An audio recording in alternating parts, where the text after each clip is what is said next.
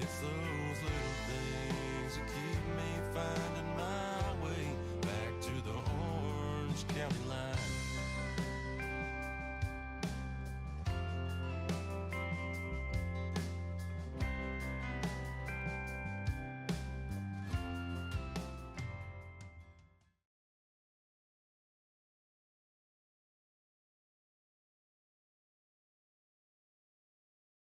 Welcome to the Y with Dr. T, and I have a very special guest with me today. This is Robert Henderson, and he is the clerk treasurer of the town of Orleans. Robert, I'm so excited. Well, thank you, Brandy. I'm happy to be with you. Yeah, Well, this is how great. long you been doing this? Wow, how long have I been doing it? Yes. Oh my goodness. Well, I've been involved in public service for about 30 years. So I started when I was really young because I was at the time I was the youngest elected official in the state of Indiana when I was elected to the town council way back in the 90s. But anyway, it's been a wonderful journey for me and I've enjoyed every minute of it. What about the clerk treasurer? How long have you been in that position? I've been clerk treasurer since 2008, and 12 years before that, I was on the town council, and then so I've been clerk treasurer since 2008, and for about 20 years, I worked for Indiana State Park Inns at Spring Mill, and that was my real job for a long time, and so that was part of my collective story as well. Well, I do not remember anyone else except for you as clerk treasurer. Well, Vivian Price, she was there 28 years, but all total, I have outlasted and broke Vivian's record, but she was probably the longest serving clerk treasurer we had in Orleans. So the unofficial title, though, is kind of like mayor.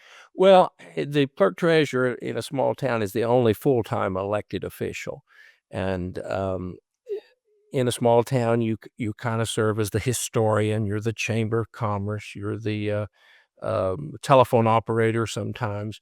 It's just sort of Complaint person. yeah, you do all that, and uh, the kids kind of refer to me as a mayor, but the clerk treasurer really works as an elected official on his own, but he also works closely with the town council, and we have 3 members that serve as the governing body along with myself.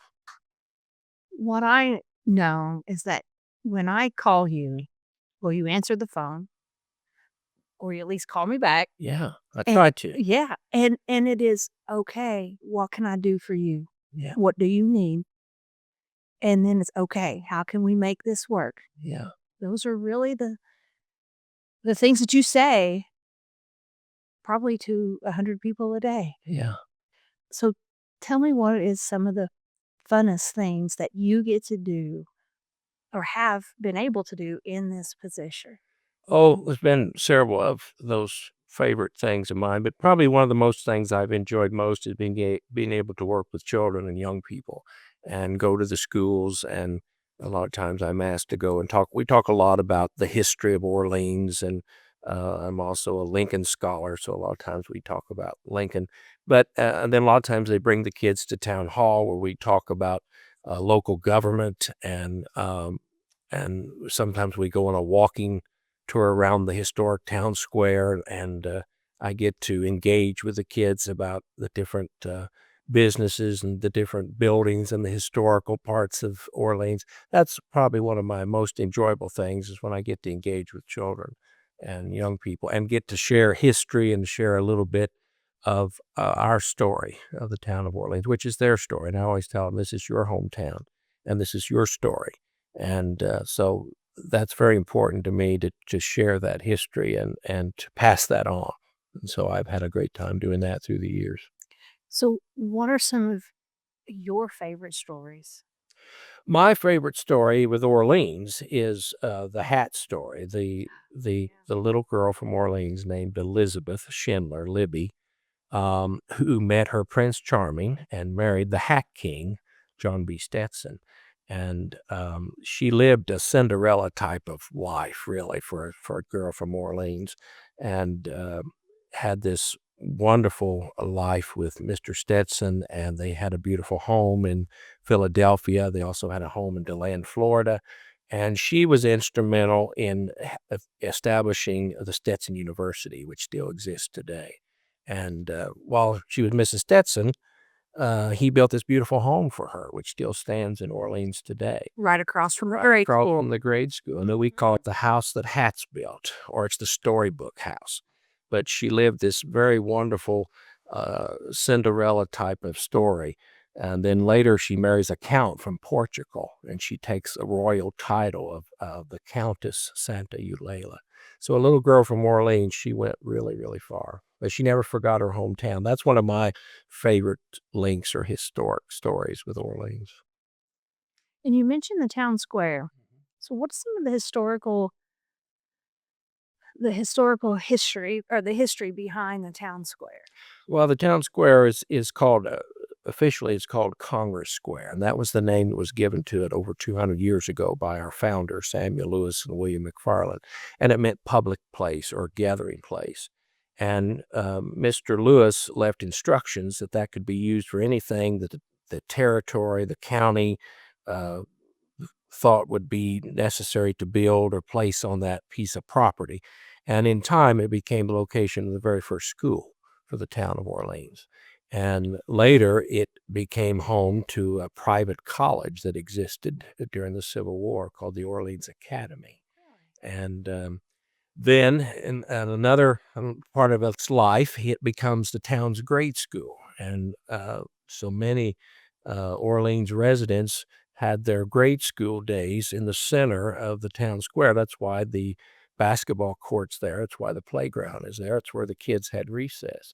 But Congress Square has been the gathering place. It's still the place we come and we meet, we celebrate, and it's seen a lot of history down through the years because important things took place. Life revolved around the church and the school, and a lot of things took place there in Congress Square.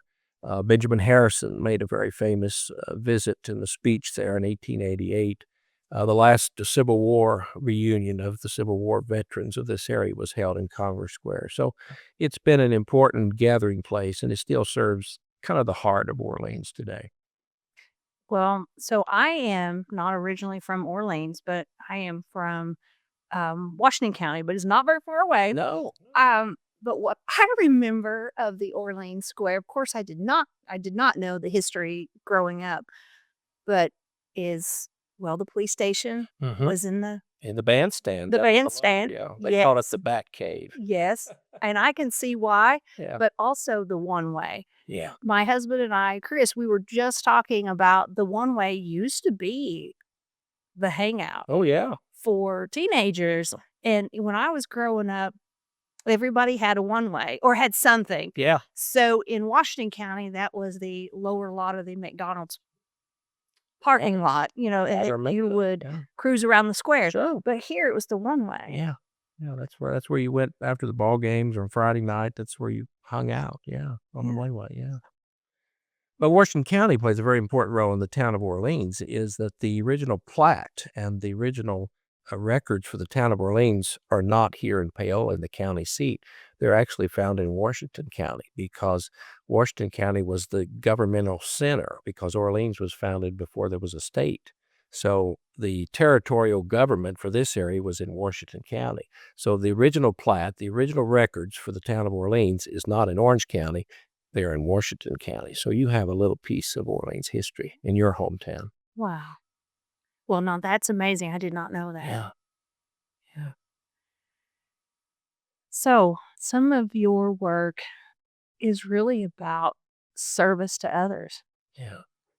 And I think that there are so many community activities that would not exist without you working behind the scenes. What are some of the activities that you're most proud of? Oh, the Dogwood Festival, of course, that's our signature event. The Dogwood is the trademark of Orleans. So we celebrate every spring for almost, 60 some years. We've been celebrating the Dogwood and together, and brings the community together. It's sort of our homecoming. It's held in the spring of the year. But we host the farmers market. We host Fall Fun Festival. We have Christmas on the Square, which is kind of a wonderful community event. And then, because we have that beautiful town green, the historical town green, we host a number of other events for Orange County. This past weekend we hosted the cancer awareness, and it was they had a beautiful time there last night. So, I mean, we also host other events for other communities and other groups and organizations as well. Yeah. And we even have a pickleball court. We have two. We have a brand new pickleball court in Orleans, so we're right uptown. Yeah. I think when I see you, I'm like, we got to have a splash pad. Like, I- figure that out. Like, somehow. That's in the works. We're really looking at that really close, and so hopefully at some point in the near future, Orleans will be able to have a splash pad for the children. That's really what I want to see that come about in the worst way. Yeah. Yeah. And we have our new Monon South Trail, which is really exciting, and we see people utilizing that more and more. And Orleans, that goes right through the heart of Orleans, and so that's been a wonderful addition. And then, of course, our beautiful Monon mural that is there on the grain bins, and that's people still stop there every day and have their pictures taken, and that's just fun. It's just fun for me to see people react to those things and enjoy the things that we've done or tried to do down through the years. I see people there every day on the Monon or at the mural. Yeah. And it is amazing. Yeah. Just the amount of people who come in to Orange County to just spend the afternoon, I think or specifically Orleans, but it really is like what you say, the front porch. Yeah, well, that's what we say. We're proud to be the front porch of Orange County, and we invite people to come and sit for a while and enjoy our Hoosier hospitality and enjoy a small town life. And that's really what we're all about in Orleans. Well, we've had some encounters for different things over the years, but one thing in particular that I can remember is when I wanted to open up my own private practice. Mm-hmm. I came into the town, and there were buildings that were on the square that were being remodeled at the time, Mm-hmm. and I wanted that spot to be my first private practice. Yeah. And the one thing that I remember is it was almost an immediate, yeah, that'd be great to have a private practice there. And what I can tell you that usually the first reaction with something like that is, what do you mean putting a mental health and substance treatment program right in downtown? Yeah. And there has never not been that response. It's been, well, that's probably needed. Let's figure out how to make that work. Yeah. Yeah. I don't really have much time for negative. If you want to be a part of bring a solution to the table, if you want to be a part of what we're doing, then let's figure out how to make those things happen. Otherwise, I don't have much time for negative energy. And so, in Orleans, we're looking, it's all about community. It's all about, we're all in this together. That's right. And that's very important. And then whenever I said, hey, Robert, we're going to turn a little bit of our, one of our lots in Orange County into the Liberty Gardens. And you said, sure, make sure you have a little bit of parking. Yeah. You need to put some parking in the back. But other than that, we'll go do that. That's going to be good. Yeah. And Brenda, it's all about partnerships. Yeah. And we're so blessed in Orange County that we have so many groups that don't hesitate to work together and come together and explore how we can make things work and how we can do something that enhances the community and for the lives of the people that live here. And to me, that's very important, and that's critical that we continue to find ways that we can work together and pull together. And for the betterment of Orange County as a whole. And I feel like that's the message that we have to continue to lead with. Yes. And that's also why in the beginning of this conversation, you said one of the most important things was going into school, just talking to you. Building up a service to community mentality is imperative Oh, for everybody, for every community, but specifically for small rural communities to continue to thrive. Oh, absolutely. No doubt about it. When we go to school, we talk a lot about citizenship. We talk about the importance of giving back and volunteer. Um, and it starts with our young. It starts with our youth, and we've got to continue to grow leaders and grow people that are passionate about community and helping Orange County be the very best that it can be for the future. Yeah. That's really critical. Yeah, exactly. So the Monon Trail is just such a big thing. Where are you hoping is that takes us? Where do you hope that starts to develop more, or where's an additional development for that? What are you hoping? Well, it's going to be the largest recreational trail in Indiana, almost 62 miles when it's completed. But, there's going to be people from all over the region that are into hiking and biking and recreational opportunities like that. So it's going to bring people into these um, uh, communities. And the ideal is that, people get off the trail. There's beautiful trailheads where they can stop and rest um, um, and get off the trail and go into the historic downtowns. They might go to a restaurant. They might go to a shop or get ice cream. But they want the experience of seeing other things along those trails.